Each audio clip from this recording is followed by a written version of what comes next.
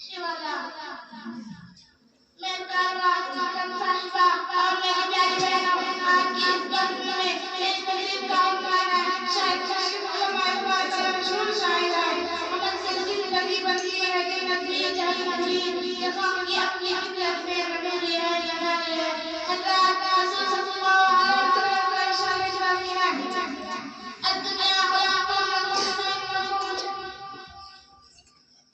الدنيا خلقناكم وإنكم للآخرة تسجد إرشاد فرمایا الدنيا مزرعة मतलब ये है कि दुनिया में तुम्हारे लिए पैदा की गई है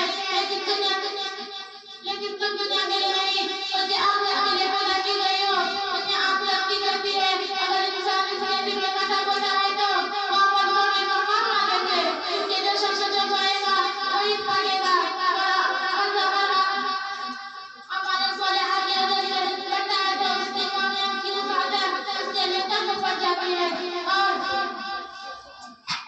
और फरिश्तों के नजदीक काबिल नस्ल हो जाती है इरशाद सलावत ने हुआ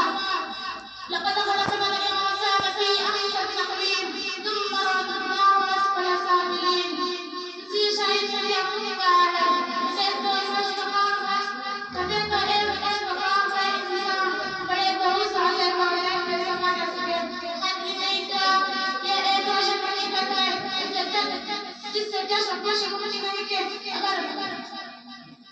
अगर आपने